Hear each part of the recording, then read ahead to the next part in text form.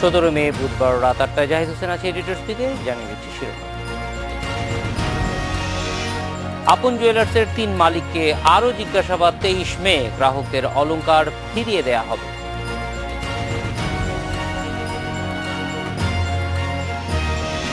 বঙ্গবন্ধু হত্যায় দলের লোক জড়িত ছিল আক্ষেপ প্রধানমন্ত্রী। দেশে ফিরতে বাধা দিয়েছিলেন জিয়া।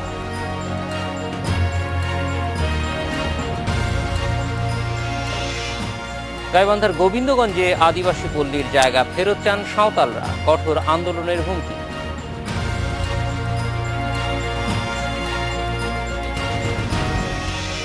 জিজ্ঞাসাবাদে কোনো আমদানি নথি দেখাতে পারেনি আপন জুয়েলার্সের মালিকেরা। এ তথ্য জানিয়েছে শুল্ক গোয়েন্দা ও তদন্ত অধিদপ্তরের মহাপরিচালক মইনুল খান। আপন জুয়েলার্সের মালিক দিলদার আহমেদ ও তার 2 ভাইকে শুল্ক গোয়েন্দা কার্যালয়ে জিজ্ঞাসাবাদ শেষে এ তথ্য জানান তিনি। তবে কাগজপত্র দেখাতে 23 তারিখ পর্যন্ত সময় দেওয়া হয়েছে বলেও জানান এই শুল্ক গোয়েন্দা।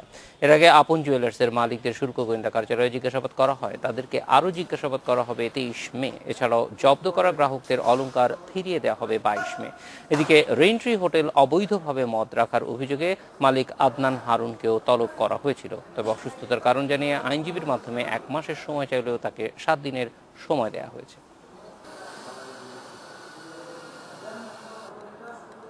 আগামী 23/5/2017 তারিখ সকাল 11টা 23/5/2017 তারিখ সোমবার সকাল 11টায় এই রেন্ট্রির ব্যবস্থাপনা পরিচালককে এখানে এসে বক্তব্য পেশের জন্য বলা হয়েছে। বাংলাদেশের স্বর্ণ আমদানি বিষয়ে কথা বলতে আমাদের সঙ্গে আছেন জুয়েলার্স সমিতির সাবেক সভাপতি দিলীপ রায়। স্বাগত জানাব দিলীপ রায়। আমরা গত কয়েকদিন যাবতই দেখছি আপন জুয়েলার্স নামে যেই ব্যবসা প্রতিষ্ঠানটি, সেখানে শুল্ক গোয়েন্দারা অভিযান চালিয়েছেন এবং শুল্ক গোয়েন্দারা দাবি করেছেন এখনো পর্যন্ত এই প্রতিষ্ঠানটি তাদের কাছে থাকা যে স্বর্ণ এবং হীরা আছে সেগুলির বৈধ কাগজপত্র দেখাতে পারেননি। কিভাবে দেশে এসেছেন, সামগ্রিকভাবে স্বর্ণ ব্যবসায় স্বর্ণটা কিভাবে আসে এবং পরিস্থিতিটা কীরকম? অন্য দোকানগুলিতেও যদি অভিযান চালানো হয়, অনেকেই এটা বলছেন, তাহলে একই পরিস্থিতি পাওয়া যাবে। আপনার কাছ থেকে প্রকৃত চিত্রটা জানতে চাই। ধন্যবাদ। আপনারা জানেন যে এই ব্যবসাটা আজকে যুগ ধরে চলে আসছে। হঠাৎ করে স্বর্ণ ব্যবসা এদেশে আসে নাই। আমাদের পূর্বপুরুষ থেকে শুরু করে বাঙালির কৃষ্টি কালচারে স্বর্ণ আমাদের একটি নিত্য পণ্য হিসেবে আজকে প্রতিষ্ঠিত হয়েছে। ব্যবসায়ীদের আজকে যে কথাটি বলা হচ্ছে যে স্বর্ণের উৎসের কাগজপাতি নাই, এটা সত্য। কিন্তু একটা ব্যবসা প্রতিষ্ঠান চলতে গেলে শুধু উৎসের কাগজই নয়, এর সাথে আনুষঙ্গিক অনেক কাগজ লাগে। যেমন প্রথম আমাদের ভ্যাট লাইসেন্স আছে কিনা, আমাদের ট্রেড লাইসেন্স আছে কিনা, টিন সার্টিফিকেট আছে কিনা, ডিলিং লাইসেন্স আছে কিনা, আমরা ভ্যাট ট্যাক্স দিই কিনা, এই সব কিছু মিলেই কিন্তু একটা প্রতিষ্ঠানের নিয়মাবলী। শুধুমাত্র আমাদের এই স্বর্ণের উৎসটা আমরা যেভাবে পেয়ে থাকি, যেহেতু স্বাধীনতার পর থেকে আজ পর্যন্ত বাংলাদেশের স্বর্ণ কোনো আমদানি নীতি নাই এবং স্বর্ণর কোনো নীতিমালা হয় নাই, যার কারণে আমরা পরম্পরা যেভাবে পেয়ে আসছি ব্যবসাটা ওইভাবেই চলছে। আমাদের স্বর্ণের মূলত উৎস আমরা রিসাইক্লিং গোল্ড, অর্থাৎ আপনার পরিবারের ব্যবহৃত স্বর্ণ যেটা আমাদের কাছে এক্সচেঞ্জ করে নতুন স্বর্ণ নিয়ে যায়, ওই এক্সচেঞ্জ গোল্ডটাকে আমরা রিফাইন করে আমরা গোল্ডটা পেয়ে থাকি। অধিকাংশ ক্ষেত্রে এই চাহিদাটা মেটাই। এরপরে এই সরকারের সময়ে ইতিপূর্বে 200 গ্রাম স্বর্ণ ব্যাগেজ রুলে আসতো উইদাউট ট্যাক্সে। বর্তমানে এটা 100 গ্রাম করা হয়েছে। আমাদের প্রবাসীতে যারা শ্রমিক ভাইরা রয়েছে, প্রতিদিন হাজার হাজার শ্রমিক এই দেশে আসে, তারা এই ব্যাগেজ রুলের আওতায় এই স্বর্ণগুলি আনে এবং এর একটা অংশ তার পরিবারে রাখে, বাকি অংশটা আমাদের কাছে বিক্রি করে। এই উৎসের থেকে আমরা স্বর্ণটা মূলত পেয়ে থাকি। এখন আমি যখন রিসাইকেলিং গোল্ড কিনি তখনও আমাকে কোনো মেমো দেওয়া হয় না। যখন কোনো প্রবাসী আমার সেই স্বর্ণটা বিক্রি করে তখনও আমার কোনো কাগজপত্র দেওয়া হয় না। অতএব এই উৎসের কাগজ ছাড়া একটা ব্যবসা প্রতিষ্ঠান চলতে আর যা কিছু প্রয়োজন সবগুলি আমাদের আছে। দিলীপ রায়, অতএব এই যে সেই ক্ষেত্রে আপন আপনারা কি সরকারের সঙ্গে কখনো এই ব্যাপারটা নিয়ে আলোচনা করেছেন, বা আপনাদের দিক থেকে ব্যাপারটাকে কিভাবে দেখা হচ্ছে যে শুধুমাত্র রিসাইকেল গোল্ড দিয়ে আপনাদের ব্যবসা চলতেই থাকবে যেটা পরম্পরায় চলছে, নাকি একটা একটা স্ট্রাকচার্ড ব্যবস্থা করা দরকার, একটা কাঠামোর ভিতরে নিয়ে আসা যায় যেন আপনারাও বৈধভাবে স্বর্ণ আমদানি করতে পারেন এবং এই ব্যবসাটা সেভাবেই চলে? রাইট, আমি আপনার জ্ঞাতার্থে বলতে চাই, আমি যখন এই সমিতির সভাপতির দায়িত্বে ছিলাম আজ থেকে 8 বছর আগে, তখন আমি এই সমিতির পক্ষ থেকে 3 জন বাণিজ্য মন্ত্রীর সাথে একাধিক মিটিং করেছি। আমাদের মাননীয় মন্ত্রী ফারুক খান সাহেব, মাননীয় মন্ত্রী জিএম কাদের সাহেব এবং সর্বশেষ আমাদের বর্তমান বাণিজ্য মন্ত্রী মাননীয় তোফায়েল আহমেদের সাহেবের সাথে এই স্বর্ণ নীতিমালা নিয়ে এবং আমদানির ব্যাপারে আমরা একাধিক বৈঠক করেছি। এবং আরও আনন্দের বিষয়, মাননীয় প্রধানমন্ত্রীর দৃষ্টি আকর্ষণ করে আমরা একটা আবেদন দিয়েছিলাম, খোলা চিঠি। তার প্রেক্ষিতে ওনার নির্দেশনায় 7টা মন্ত্রণালয়ের প্রতিনিধিদের নিয়ে একটি উচ্চ পর্যায়ের ক্ষমতা কমিটি করা হয়েছিল যে নীতিমালা করার জন্য। আমরা একাধিকবার এই কমিটির মিটিং হয়েছে, সেখানে স্বরাষ্ট্র মন্ত্রণালয়, অর্থ মন্ত্রণালয়, বাণিজ্য মন্ত্রণালয়, বাংলাদেশ ব্যাংক এই কমিটির সদস্য ছিল, তাদের প্রতিনিধি।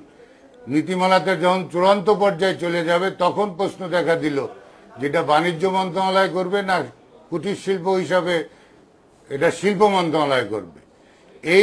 এই কারণে, এই আমলাতান্ত্রিক জটিলতার কারণেই আজকে কিন্তু এই নীতিমালাটা হয় নাই। আমরা যে মুহূর্তে আশার বাণী শুনলাম যে এই বাজেটে আমাদের স্বর্ণ আমদানির কথা মাননীয় অর্থমন্ত্রী বলেছেন, যে সময় শুনলাম ভ্যাট ট্যাক্স শুনবে, সেই মুহূর্তে এই ধরনের যে একটি জিনিস আমরা লক্ষ্য করতে পারছি, আমরা এতে আতঙ্কিত নয়, কিন্তু আমরা উদ্বিগ্ন যে এই বিষয়টাকে যদি আজকে কাস্টমারকে আপনাদের মনে রাখতে হবে, আমার দোকানে যদি 2 কেজি স্বর্ণ থাকে, এই 2 কেজি স্বর্ণের মালিক হলাম আমি না। এখানে অনেক কাস্টমারের রিপেয়ারের গয়না থাকে, এখানে অনেক কারিগরের জামানত হিসেবে স্বর্ণ জমা দেওয়া থাকে, অনেক মহাজন এখানে স্বর্ণ রেখে আমরা বিক্রি করে তাদের টাকা দিই। অতএব এই 2 কেজি স্বর্ণের মালিকের বা পুঁজির মালিক কিন্তু আমি না, এর সাথে হাজার হাজার পরিবার জড়িত রয়েছে, ব্যবসায়ীরা জড়িত রয়েছে। অতএব আজকে আমরা আতঙ্কিত হই নাই ঠিকই, কিন্তু উদ্বিগ্ন এই কারণে। দিলীপ রায়, আতঙ্কিত অবশ্যই হওয়ার কারণ নেই, কারণ এটা একটা ব্যবসা যেভাবে দাঁড়িয়ে আছে, কিন্তু একই সঙ্গে আমরা এটাতে আবার এক ধরনের উদ্বেগও দেখি যে আপন জুয়েলার্সের যে অভিযানটি সেটার একটা প্রেক্ষাপট আছে, ফলে জুয়েলার্স সমিতি যে আপন জুয়েলার্সের পক্ষে দাঁড়িয়েছে সেটি বা কতটুকু যৌক্তিক হয়েছে, কারণ এটা একটা বিশেষ প্রেক্ষাপটেই কিন্তু আপন জুয়েলার্সে এই অভিযান হয়েছে, ফলে যেই কারণে এই অভিযানটি সেইটাও জুয়েলার্স সমিতি ওইটির পক্ষে দাঁড়াচ্ছে কিনা সেই জায়গাটায় তো একটা ক্লিয়ার ডিভিশন থাকা দরকার। না, আমি আপনাকে বলি, যেদিন আপন জুয়েলার্সের ওই হোটেলের ঘটনা ঘটছে তখন করলাম আমরা জুয়েলারি সমিতি কোনো পক্ষ বা বিবৃতি দিই নাই। আমরা যদি তার সন্তান দোষী হয়ে থাকে, যেটা আজকেও মাননীয় স্বরাষ্ট্রমন্ত্রী বলেছেন যে আইন তার নিজস্ব গতিতে চলবে, যত ক্ষমতাধর ব্যক্তি হোক অন্যায় করলে শাস্তি পেতে হবে, মাননীয় স্বরাষ্ট্রমন্ত্রীর এই বক্তব্যের সাথে আমরা একমত। কিন্তু একটি ঘটনাকে কেন্দ্র করে যদি ব্যবসা প্রতিষ্ঠানে এটাকে নাজেহালের জন্য নিয়ে আসা হয় তখনই আমরা উদ্বিগ্নের বিষয়। কিন্তু আমাদের দাবি ইতিমধ্যে এটা নাজেহাল কিভাবে বলছেন? আমরা তো প্রতিনিয়ত রাস্তায় যখন গাড়িতে যাচ্ছি আমাদেরকে থামিয়ে গাড়ি চেক করা হচ্ছে, কাগজপত্র ঠিক আছে কিনা দেখা হচ্ছে একটা লম্বা সময়, কারণ এটা তো মেনে নিতেই হবে। এবং আমরা আজকে দেখেছি যে শুল্ক গোয়েন্দারা বলছেন যে 22 তারিখে গ্রাহকের যে স্বর্ণ আছে সেটি ফিরিয়ে দেওয়া হবে, ফলে এইটি একটু অ্যাকোমোডেট করারও তো ব্যাপার আছে। না, আমি ওইভাবে বলি না এই কথা। আমি বলছি যদি ব্যবসা প্রতিষ্ঠানটা বন্ধ করে দেয়, কাগজ চাওয়া হয়েছে, আমরা করলাম এর পক্ষে। আমি চাচ্ছি যে আমাদের উৎসটাকে যদি জানা হয় তাহলে গভর্নমেন্টের উচিত, ইতিমধ্যে আমরা গোয়েন্দা প্রধানের সাথে বলেছি যে আমাদের কিন্তু এই সমস্যাটা রয়েছে, উনি খুব আবেগের সাথে এবং আমাদের বলেছে যে এটা আমিও আপনাদের পক্ষে, ঊর্ধ্বতন কর্তৃপক্ষেরও বলবো যে আমদানি নীতিমালা যাতে তাড়াতাড়ি হয়। আজকের প্রেক্ষাপটে আমাদের বক্তব্য যে আমাদের এই যে হাজার হাজার দোকান রয়েছে এবং এর সাথে লক্ষ লক্ষ শ্রমিক জড়িত, আমরা সরকারের কাছে উদাত্ত আহ্বান জানাতে চাই আপনার এই অনুষ্ঠানের মাধ্যমে যে আমাদের যে জিনিসগুলি নাই, সরকার আমাদেরকে নিয়ে বসুক, আমাদের অভাবটা শুনুক এবং সরকার কি চাচ্ছে আমরা শুনি।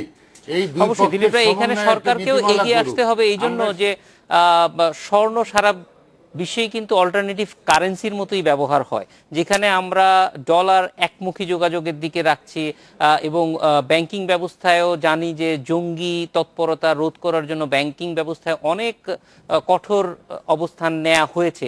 সেখানে এই যে অল্টারনেটিভ কারেন্সি হিসেবে ব্যবহার হতে পারে এরকম একটি পণ্য এইভাবে থাকাটা নিশ্চয়ই মানুষের জন্য ঠিক হচ্ছে না এবং ব্যবসায়ীদের জন্য তো অবশ্যই বিব্রতকর। আমরা এই জায়গায় উদ্বিগ্ন। আমাদের বক্তব্য যে আমরা সৎ পথে ব্যবসা করতে চাই। আজকে যদি সরকারের কোনো নীতিমালা থাকতো, সেই নীতিমালার বাইরে যেয়ে যদি আমরা ব্যবসা করতাম তাহলে আমরা দোষী হলে আমরা মেনে নিতাম। আমাদের তো কোনো নীতি দেওয়া হয় না, আইনই দেওয়া হয় নাই। অতএব আমরা চাচ্ছি যে অতি দ্রুত 3 মাসের মধ্যে আমাদেরকে একটা আইন দেওয়া হোক, যে আইন কাঠামোর ভিতর থেকে আমরা শান্তিপূর্ণভাবে ব্যবসা করতে চাই। আমরা সরকারকে ট্যাক্স দিই, আমরা ভ্যাট দিই। এখানে আপনি শুনে হবেন যে আমাদের কাছে যে ভ্যাট ট্যাক্স নেওয়া হচ্ছে, সেদিনই যদি সরকারের ঊর্ধ্বতন মহল এটা প্রশ্ন করতো যে আপনি যে আমাকে ভ্যাট ট্যাক্স দিচ্ছেন, আপনার স্বর্ণের উৎসটা কোথায়, সমাধানটা কিন্তু ওই দিনই হয়ে যেত। আজকেও আমরা বলতে চাই যে আমাদেরকে অতি দ্রুত সরকার একটা নীতিমালার ভিতরে এনে এই ব্যবসায়ীদের, এটা একটা সম্ভাবনায় শিল্প। আজকে পার্শ্ববর্তী দেশ বলেন, অন্যান্য দেশ আজকে স্বর্ণ শিল্পে তাদের দেশের জন্য তারা বিপুল অবদান রাখছে। এই শিল্পটাকে যদি আমরা বাঁচাতে পারতাম, এর যদি আরো বিকশিত করা যেত, আমার মনে হয় গার্মেন্ট শিল্পের পরে বাংলাদেশের অর্থ উপার্জনের জন্য এবং সমবায়ের জন্য এই স্বর্ণ শিল্পটা হয়তো দ্বিতীয় বৃহত্তম ব্যবসা।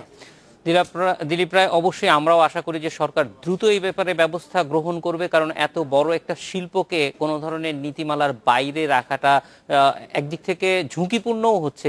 যে কারণে বলছিলাম যে ঝুঁকিপূর্ণ এই জন্য যে এইটার থেকে নানান রকমের অবৈধ লেনদেনের হাতিয়ার হিসেবেও ব্যবহার হয় এই পণ্যটা। ফলে আমরাও আপনাদের মতোই চাই যে দ্রুত এটাকে একটা নিয়মের মধ্যে নিয়ে আসা হোক, যেন এই ব্যবসাটি আরো বড় হতে পারে। আমাদের সঙ্গে যোগ দেওয়ার জন্য আপনাকে অনেক ধন্যবাদ। নিচ্ছে একটা বিরতি। জিয়াউর রহমানের ষড়যন্ত্রী 1980 সালে দেশে ফিরতে পারেননি বলে জানিয়েছেন আওয়ামী লীগ সভাপতি প্রধানমন্ত্রী শেখ হাসিনা। সকালে গণভবনে স্বদেশ প্রত্যাবর্তন দিবস উপলক্ষে দলীয় নেতারা শুভেচ্ছা জানাতে গেলে তিনি কথা বলেন। প্রধানমন্ত্রী বলেন, জিয়া মোশতাক ছাড়াও বঙ্গবন্ধুর মন্ত্রিসভার অনেকেই 15 আগস্ট হত্যাকাণ্ডের চক্রান্তে যুক্ত ছিলেন।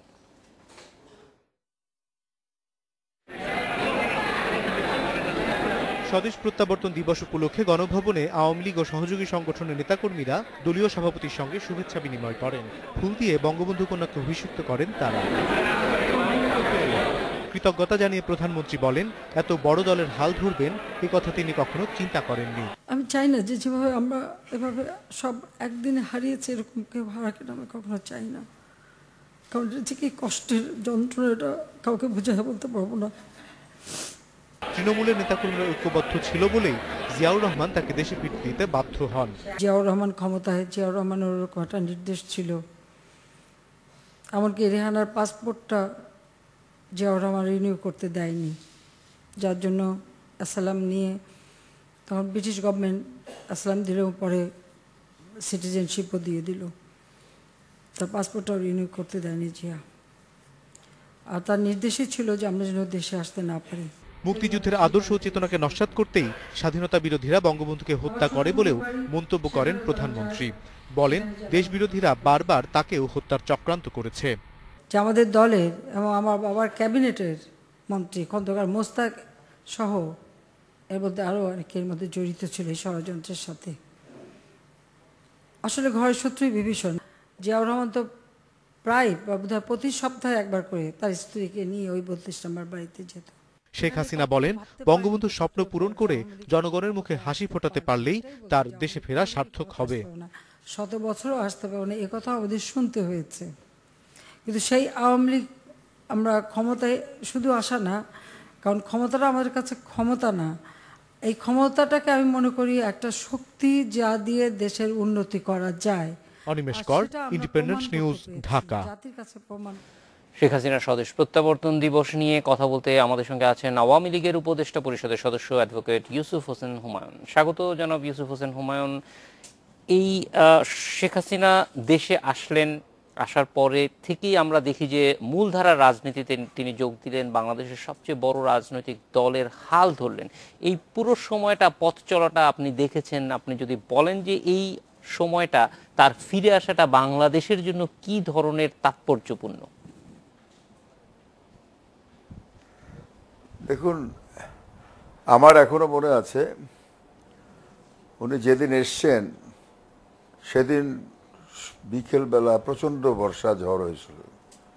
এর মধ্যে কিন্তু লক্ষ লক্ষ জনগণ এয়ারপোর্টে গেছে। তৎকালীন সরকার যারা ক্ষমতা ছিলেন তারা চিন্তাও করে নেয় যে এ ধরনের একটা সিচুয়েশন হবে। তো মূলত যেটা আজকের আমি যেটা বলতে চাচ্ছি যে শেখ হাসিনা প্রত্যাবর্তন করে দুইটি কাজ করেছেন জাতির জন্য। একটা হচ্ছে যে জাতি যাতে গণতন্ত্রের পথে চলে, গণতন্ত্র পুনরুদ্ধার হয়, মুক্তিযুদ্ধের চেতনা পুনরুজ্জীবিত হয়, বঙ্গবন্ধুর আদর্শের অসাম্প্রদায়িক গণতান্ত্রিক বাংলাদেশ যাতে গড়তে পারি আমরা, সেই চেতনায় আমাদের ফিরে এনেছেন। এই নেতৃত্বটা যে আপোষের নেতৃত্ব দিয়ে সেটা করে গেছেন, এটা জাতির জন্য তিনি করেছেন। সারা দেশের মানুষ সেটা আজকের উপলব্ধি করতে পারছে, নিজের দিকে তাকাননি। তিনি আজকের সকালবেলা আমি গিয়েছিলাম গণভবনে, অনেকেই গেছিলাম, সেখানে যে বক্তব্য তিনি রেখেছেন হৃদয়স্পর্শী। আমি বোঝাতে পারবো না, আমি কিন্তু এত বক্তব্য তার শুনেছি, আজকের সকালে যে বক্তব্য শুনেছি আমি, সেটা আমি আমি নিজেই আবেগপ্রবণ হয়ে গেছিলাম।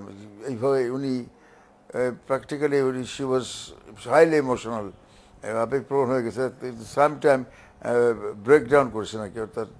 তো সেটা স্মৃতিচারণ করেছেন যে কিভাবে উনি তো ছিলেন না বঙ্গবন্ধু হত্যার সময়, জার্মানিতে ছিলেন, সেখানে কিভাবে খবরটা পেলেন। তৎকালীন আমাদের রাষ্ট্রদূত ছিল হুমায়ুন রশিদ চৌধুরী, যিনি পরে স্পিকার হয়েছিলেন।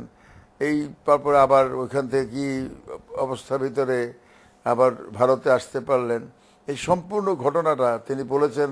এবং বাংলাদেশে ফেরত আসার পরে তাকে কিভাবে তার প্রতি আচরণ করা হয়েছে, জিয়াউর রহমানের সরকারের পরবর্তী যে সরকার, তারা জিয়াউর রহমান সরকার যেভাবে তাদের সাথে ব্যবহার করেছে, তাকে 32 নম্বর বাড়ি, তার নিজের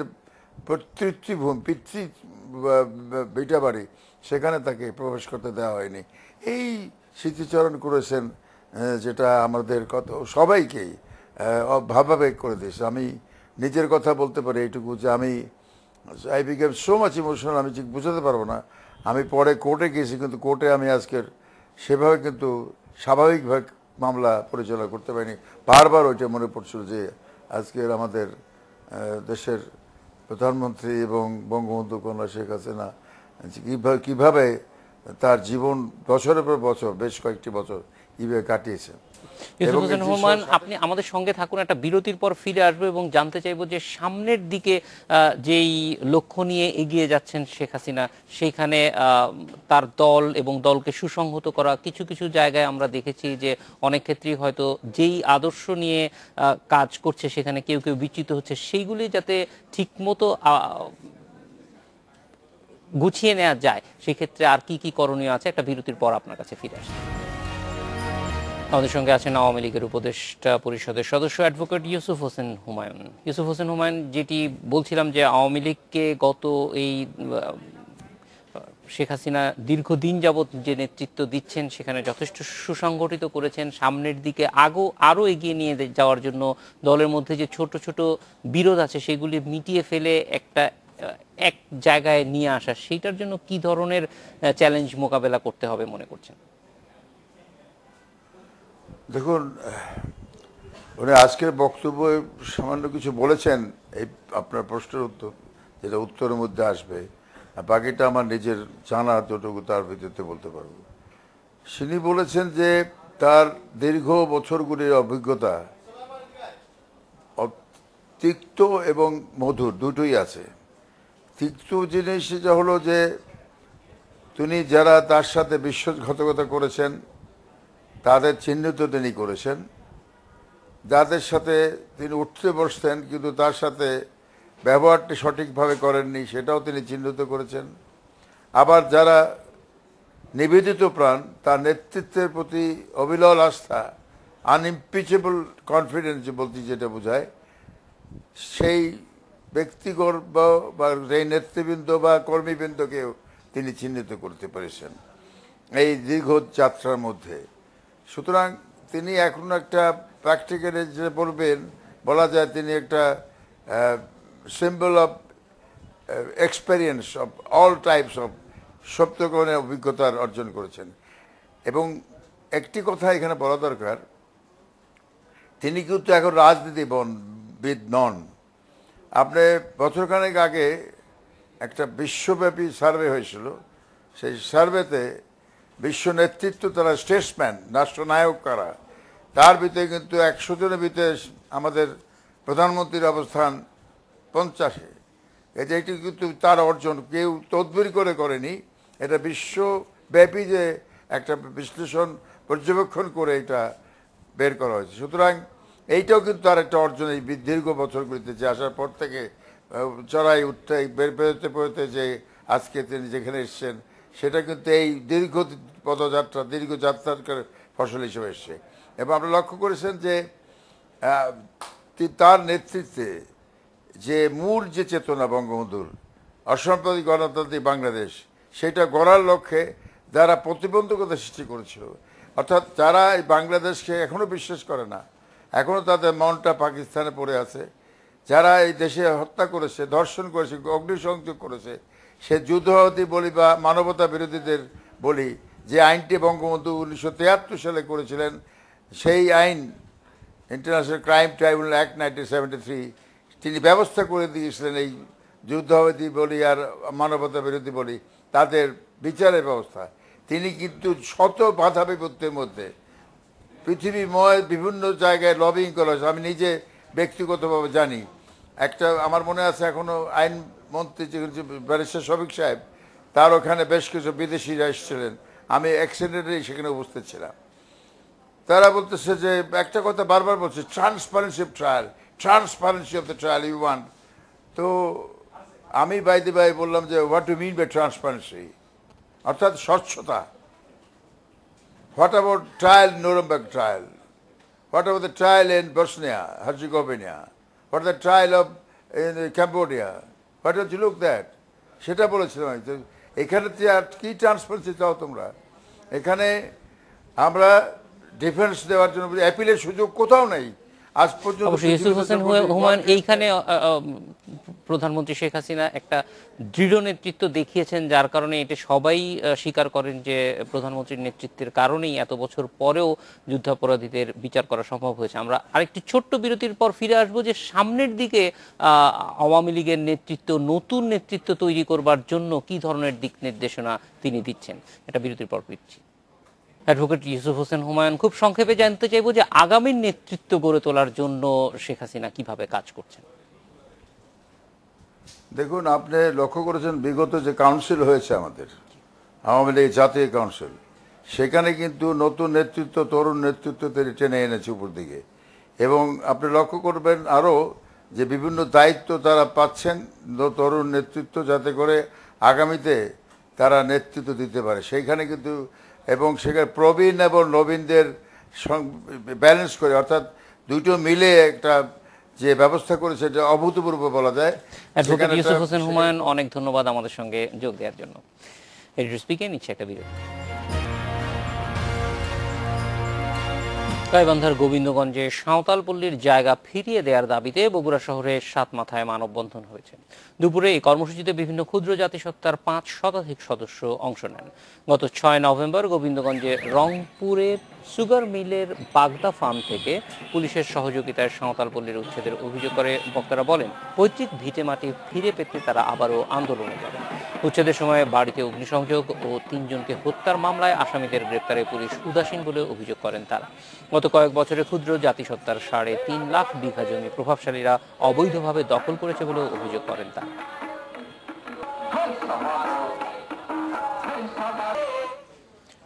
গাইবান্ধার গোবিন্দগঞ্জে সাঁওতালপল্লীর জায়গা ফিরিয়ে দেওয়ার দাবিতে বগুড়া শহরে 7 মাথায় মানববন্ধন হয়েছে। দুপুরে এই কর্মসূচিতে অংশ নিয়েছেন। এই বিষয়ে কথা বলতে আমাদের সঙ্গে আছেন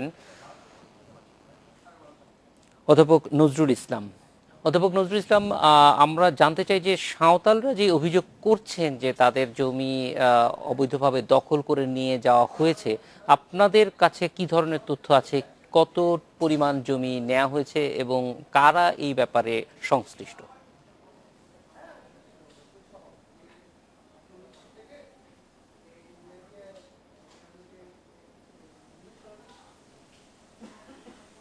অধ্যাপক নজরুল ইসলাম, আমরা জানতে চাচ্ছিলাম যে সাঁওতালরা যে অভিযোগ করেছে যে তাদের ভূমি অবৈধভাবে নিয়ে যাওয়া হয়েছে, দখল করা হয়েছে, সেইটি কি পরিমাণ জমি এবং কারা এর সঙ্গে জড়িত? 1842.30 একর জমি, 1842.30 একর জমি। শুনতে পাচ্ছেন আমাকে? জি, শুনতে পাচ্ছি। জমি শুনতে পাচ্ছেন আমাকে? আচ্ছা, এই জমিটা আপনার এটা দখলে রেখেছে। এটা ব্যবহার করার কথা ছিল সুগার মিলের, রংপুর সুগার মিলের অধীনে এই জমিটা শুধুমাত্র আখ চাষের জন্য এটাকে রিকুইজিশন নেওয়া হয়। বিষয়টা মনে রাখতে হবে, ইকুইজিশন একটা হলো যে জনগণের কোনো সম্পত্তি রাষ্ট্র তার উন্নয়নের কাজে ব্যবহার করতে পারে, কিন্তু এই ব্যবহার শেষ হয়ে গেলে আবার জনগণের কাছে তো ফেরত দিতে হবে। কিন্তু এখানে যেটা ঘটেছে যে এই জমিগুলো শুধুমাত্র আখ চাষের জন্য নেওয়া হয়েছিল। তো আপনারা জানেন যে এই মিলটি বারবার বন্ধ হয়ে যায় এবং বর্তমানে এই মিলের কিন্তু উৎপাদন এখন 30%। আরও জানেন যে বা এই 1 কেজি চিনি উৎপাদনে কিন্তু যে ব্যয় হয় সেই উৎপাদনের ব্যয়ের তুলনায় চিনির মূল্য অনেক কম, যার ফলে লোকসানি হওয়ার ফলে 2005-06 সালের দিকে, অর্থাৎ যখন বিএনপি গভর্নমেন্ট এবং যৌথ সরকার ক্ষমতায় ছিল, তখন কিন্তু এই মিলগুলো বন্ধ করে দেওয়া হয় এবং পরবর্তীতে আবার এই মিলগুলো চালু করা হয়, কিন্তু মিলগুলো লোকসানি হওয়ার কারণে বন্ধ হয়ে যায় বারবার। ফলে এই জমিগুলো তারা করেছে কি, এগুলো আপনার স্থানীয় প্রভাবশালী, এখানকার যে এমপি, স্পষ্ট করেই বলবো আবুল কালাম আজাদ এবং বুলবুল, যে স্থানীয় চেয়ারম্যান সাতপাড়া ইউনিয়নের, তারা এই যোগ সদস্যে এই জমিগুলো খুব স্বল্প মূল্যে আপনার হচ্ছে যে তাদের কাছ থেকে লিজ নেয়, নিয়ে সেখানে পাট চাষ, আখ, নানা ধরনের ফসল উৎপাদন করতে থাকে। তখন আদিবাসীরা দাবি করে যে এই জমিগুলো তাদের হাতছাড়া হয়ে যাচ্ছে, এই জমি আমাদের বাপদাদার সম্পত্তি, এই জমি আমাদেরকে ফেরত দিতে হবে। আমি আমি আমি আমি একজন গবেষক, দীর্ঘদিন আদিবাসী নিয়ে গবেষণা করছি। আমি কাগজপত্র দেখেছি, কেউ যদি চ্যালেঞ্জ করে আমি সমস্ত দলিলপত্র আমি দিতে পারবো যে এই জমিগুলো আদিবাসীদের। অধ্যাপক নজরুল ইসলাম, সেই ক্ষেত্রে অবশ্যই আমরাও বিভিন্ন সূত্র থেকেই জানতে পেরেছি যে এই জমিগুলির প্রকৃত মালিক আদিবাসীরাই। ফলে তাদেরকে এটা কিভাবে ফিরিয়ে দেওয়া যায়, অথবা যদি সুগার মিলের ফেরত দিতে হয় বা অন্যদেরকে যেইভাবে তারা ফসল চাষ করতে দিচ্ছে সেইভাবেও আদিবাসীদের কাছে ফিরিয়ে দেওয়ার প্রক্রিয়াটা কি?